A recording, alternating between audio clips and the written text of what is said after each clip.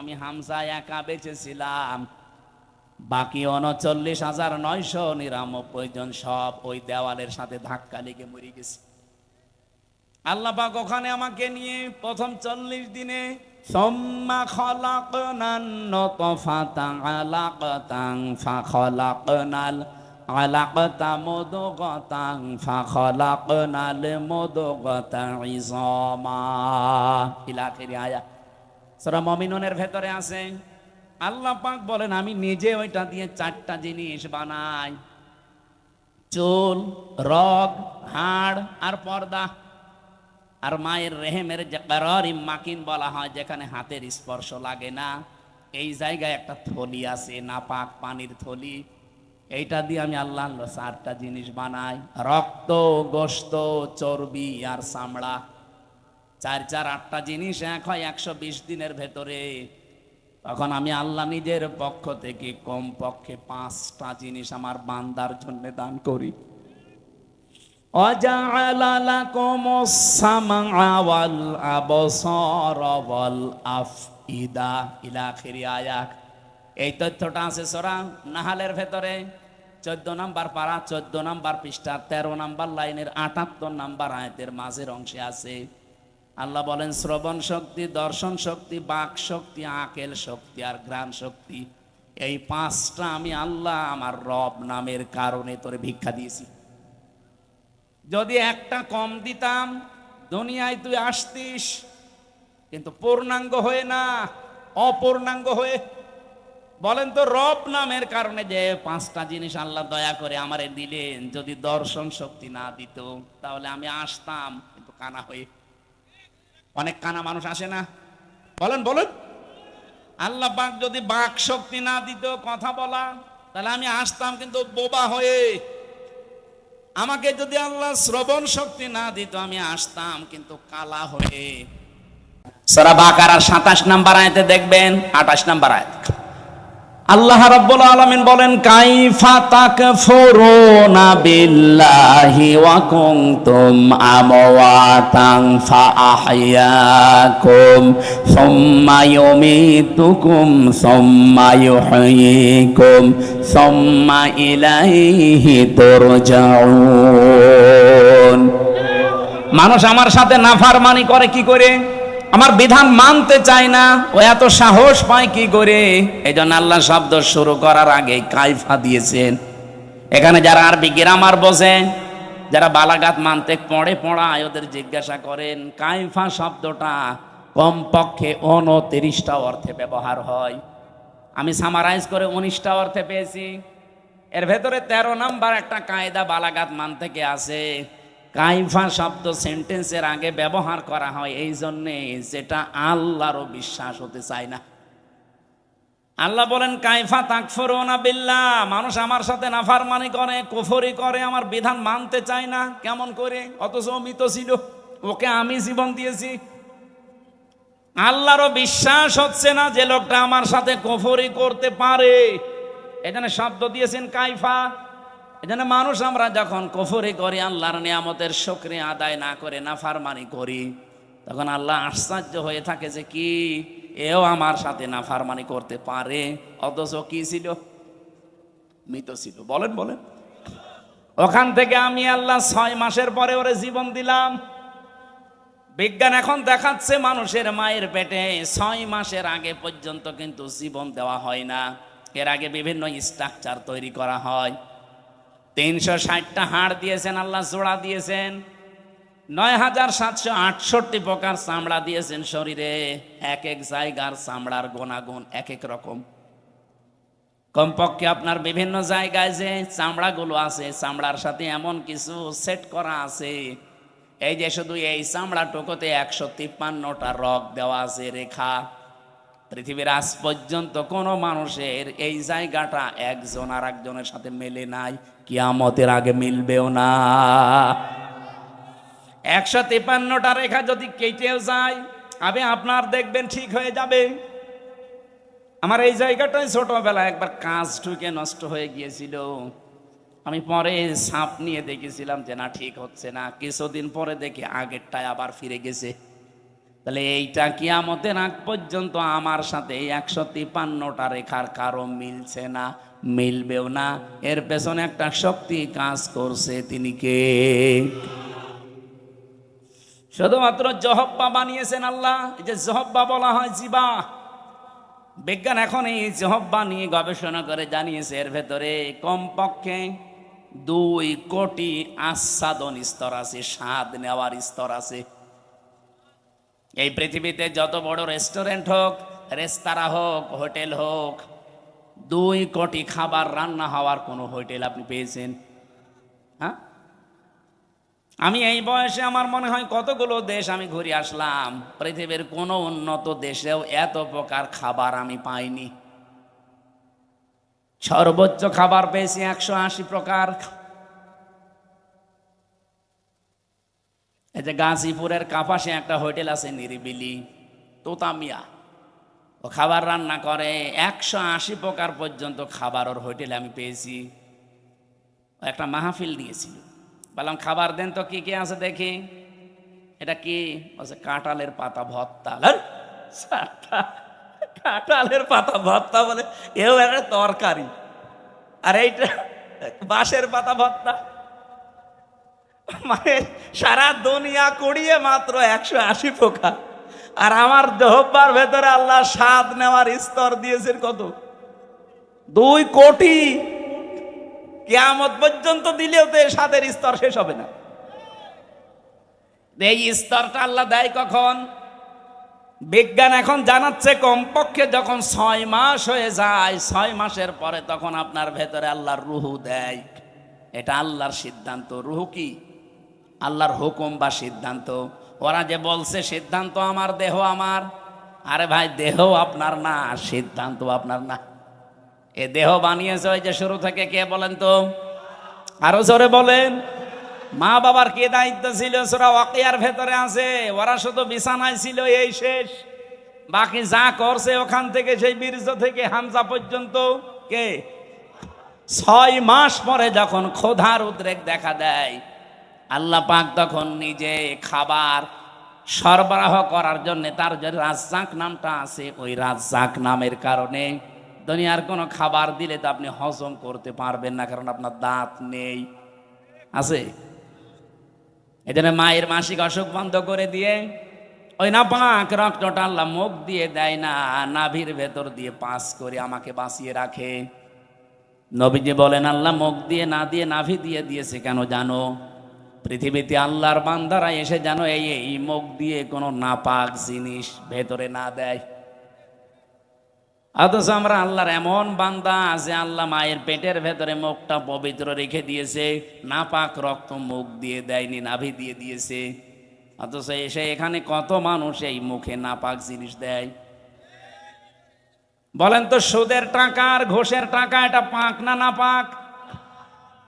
এখানে কত মানুষ বসে আছে টাকা ছেড়ে রাখে আর টাকা আসে। এটা কি বলে না? এটা আর একটা নাম আছে। বলেন তো, যে 1000 টাকা যারা ছেড়ে দিয়েছেন, মাসে মাসে 100 টাকা 200 টাকা করে বেশি দেয়, এই কাজে যারা আছেন এই টাকাটা পান, এটা কি নাপাক? নাপাক। যারা এগুলো করছেন তাদের ছেড়ে দেওয়া লাগবে, নয়তো আপনি নবীর হাদিস অনুযায়ী মায়ের সাথে জিনা করছেন। কারা কারা এই কাজে আছেন হাত তোলেন তো। এই এলাকা তো ভালো মনে হচ্ছে, আলহামদুলিল্লাহ। তাহলে তো ওসি সাহেবের কাছে অনেক নালিশ যায় না মনে হয়, এলাকা অনেক ভালো, একটা লোকও নেই। যারা এই যে নাপাক জিনিসগুলোর ভেতরে অন্যতম আর একটা এলাকায় চলে কিনা আমি জানি না, বেড়ি আছে, এটা ছেড়ে দেবে, এটা বদ অভ্যাস। ওটা খেলে মুখ পর্যন্ত আমার মনে হয় গন্ধ হয়ে যায়। যারা খায় তারা তো টের পায় না, যারা পাশে দাঁড়ায় তারা টের পায়। আপনি একটু চিন্তা করেন না, আপনার এই নাভির ভেতর দিয়ে আল্লাহ পাস করে আপনাকে বাঁচিয়েছে, কেন মুখ দিয়ে ওটা দিতে পারতো না? আল্লাহ জানে যে আমার বান্দা এই নাপাক জিনিস আমি মুখ দিয়ে দিলে এই মুখটা নাপাক করে ফেলবে। আমি চাই এটা পবিত্র থাক, দুনিয়ায় যে আমি আল্লাহর পবিত্র নাম যেন উচ্চারণ করে। সুবহানাল্লাহ বলতে পারেন না? 6 মাসের পরে যখন রুহু এসে গেছে, খাবারের উদ্রেক দেখা দেয়। আল্লাহ পাক বলেন খাবার তো এভাবে চলতে থাকে, আস্তে আস্তে আমি আল্লাহ নিজে তখন আকৃতি বানাই। ওয়াল্লাযী ইউসাউবিরুকুম ফিল আরহামি কাইফা ইয়াশা ইলা আখিরি আয়াত। সূরা আলে ইমরান 3 নাম্বার পারা, এটা 9 নাম্বার পৃষ্ঠা, 6 নাম্বার লাইনের 6 নাম্বার আয়াতের প্রথম অংশে আছে। আল্লাহ বলেন তিনি সে আল্লাহ যিনি মায়ের পেটের ভেতরে তোমাদের আকৃতি তৈরি করেন। তোমার যে আকার আকৃতি এটা পৃথিবীর কেউ বানায়নি, এটা আমার আল্লাহর নিজের সিদ্ধান্তে তৈরি হয়েছে। এই জন্য পৃথিবীর যত সৃষ্টি সবচাইতে সুন্দর সৃষ্টি মানুষ। কথা বলে লাকাদ খালাকনাল ইনসানা ফি আহসানি তাকওয়িম। পৃথিবীতে সবচাইতে সুন্দর করে আল্লাহ বানিয়েছে মানুষের এই চেহারাকে। এত সুন্দর আর পৃথিবীর কোন সৃষ্টির ভেতরে আপনি পাবেন না। কিন্তু এই সুন্দর চেহারার মানুষগুলো যখন নিচে নামতে থাকে, সুম্মা রাদাদনাহু আসফালা সাফিলিন, এরা এত নিচে নামে যে পশু পাখি পর্যন্ত এত নিচে নামে না। এই বাংলাদেশে নিচে নামে নাই। আসিয়ার মতো 7 বছরের মেয়েকেও যারা ধর্ষণ করতে ছাড়ে না, ওরা কি মানুষ না জানোয়ার? জানোয়ার বললেও ভুল হবে, কারণ জানোয়ারও অত নিচে নামে না।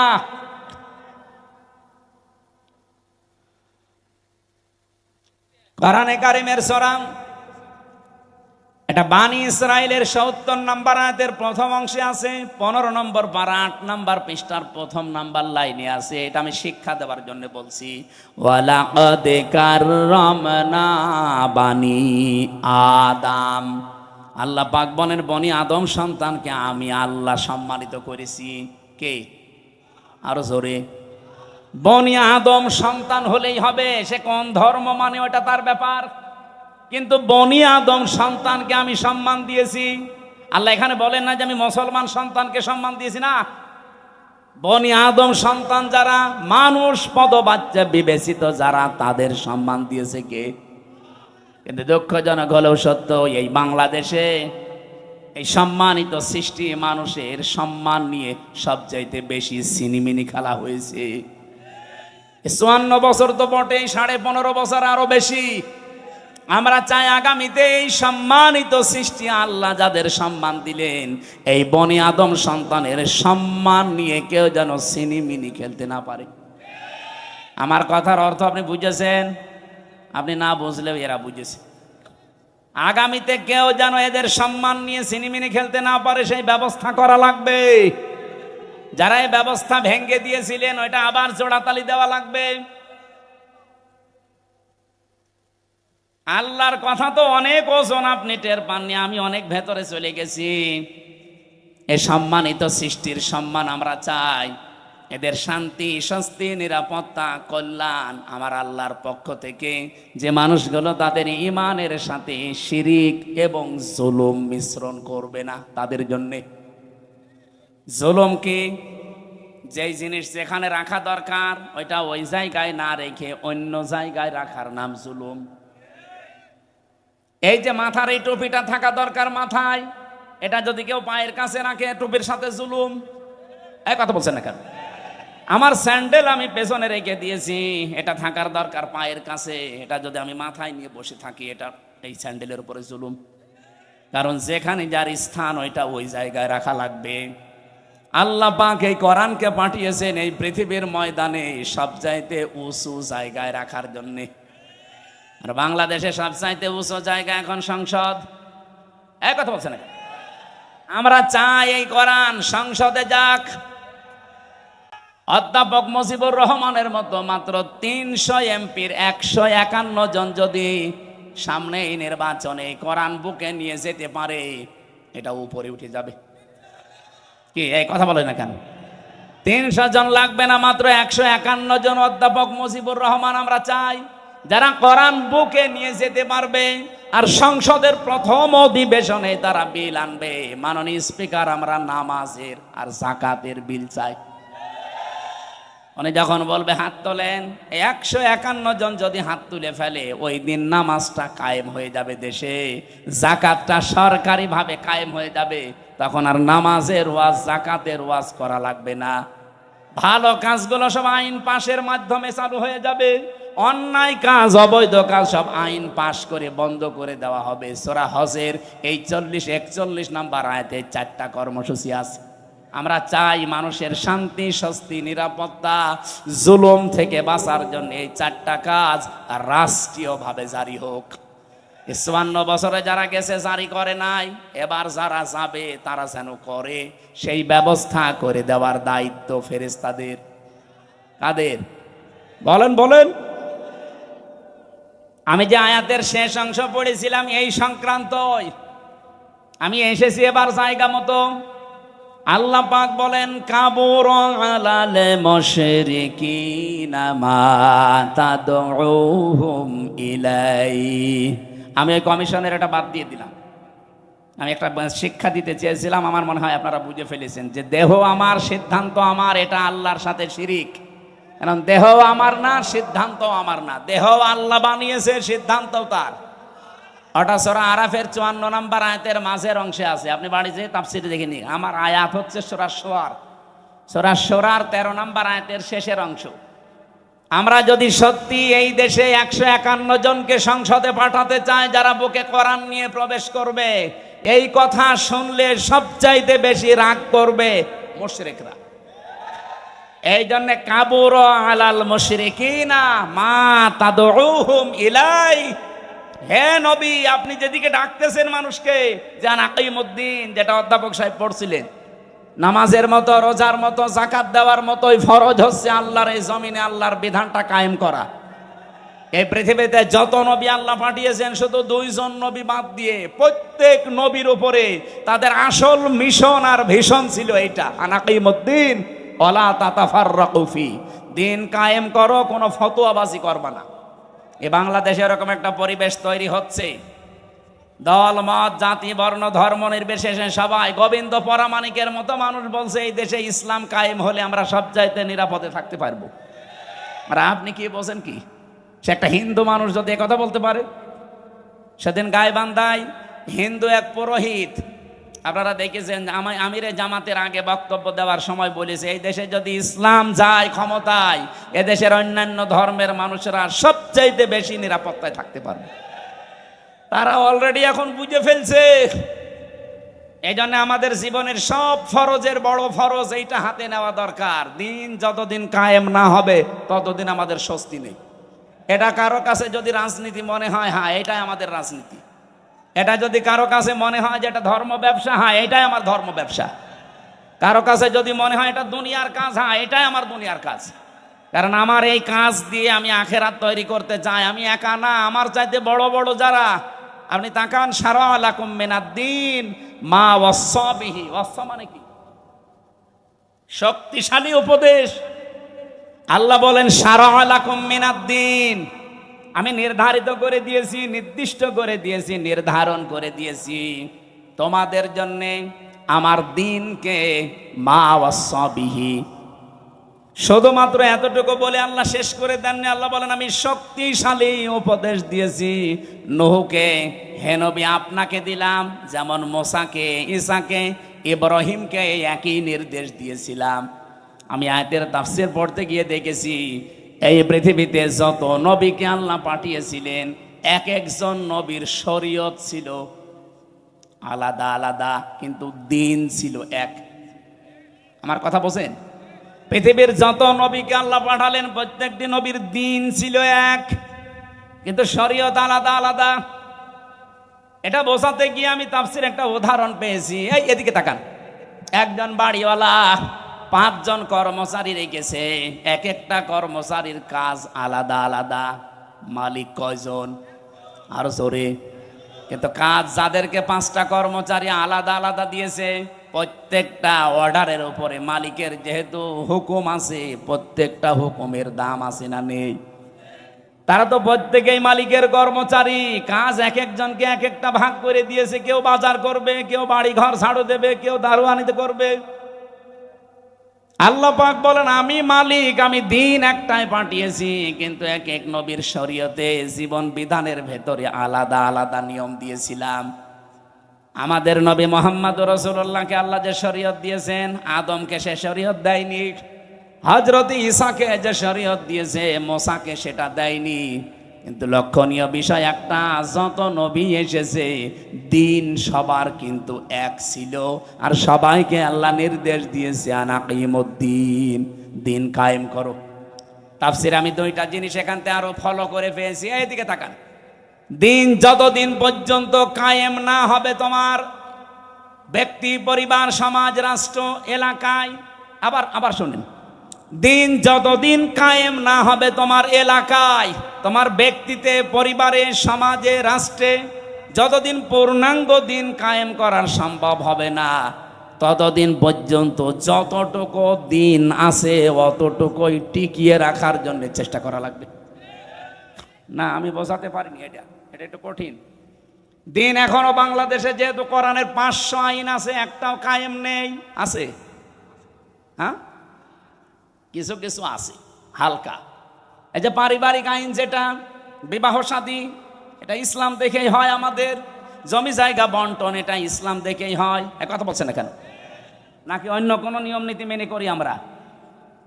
হ্যাঁ, সে ব্যক্তিগত কিছু মানুষ আলাদা আলাদা করতে পারে, সেটা আলাদা, কিন্তু আমরা অধিকাংশ মানুষ অন্তত পারিবারিক জীবনী আইনগুলো এখনো আছে। তাহলে যতদিন পর্যন্ত পূর্ণাঙ্গ দিন এই দেশে কায়েম না হবে, ততদিন পর্যন্ত অন্তত যতটুকু দিন আছে এইটাকেই টিকিয়ে রাখার জন্য চেষ্টা করা লাগবে। এখন সেইটাও যদি হাতছাড়া হয়ে যায়, ওরা যে 318 পৃষ্ঠার রিপোর্ট দিয়েছে, পুরাটা পড়ে আমি নিজের এই ছোট মাথায় পেয়েছি প্রায় 13টা কোরআনের আয়াত ওরা পাল্টিয়ে ফেলেছি। এগুলো মানলে নাকি অবিচার হবে, বৈষম্য হবে। ইসলাম মানলে যদি বৈষম্য হয়, তাহলে কোন ধর্ম মানলে বলেন তো দেখি? পৃথিবীর অন্যান্য ধর্মের কিতাবগুলো একটু টাচ করেন। ইহুদিদের ধর্ম আছে, খ্রিস্টানদের ধর্ম আছে, এই মুশরিকদের ধর্ম আছে, বৌদ্ধদের ধর্ম আছে। এদের ধর্মীয় গ্রন্থগুলো যতটুকু পারেন পড়েন। আমি বিশ্ববিদ্যালয়ে থাকাকালীন একটু টাচ পেয়েছিলাম, ওরা সবগুলো জায়গায় বৈষম্যের শিকার করে আছে। ওদের মেয়েদেরকে বিবাহের সময় যা দিয়ে দেয় ওইটাই শেষ, অথচ বিবাহের সময় মেয়েদের বাড়িতে, এইদিকে তাকান, বিবাহের সময় মেয়ের বাড়িতে মেয়ের বাবার কাছ থেকে ছেলে পক্ষের লোক যদি একটা পানও তার সন্তুষ্টি ছাড়া খায়,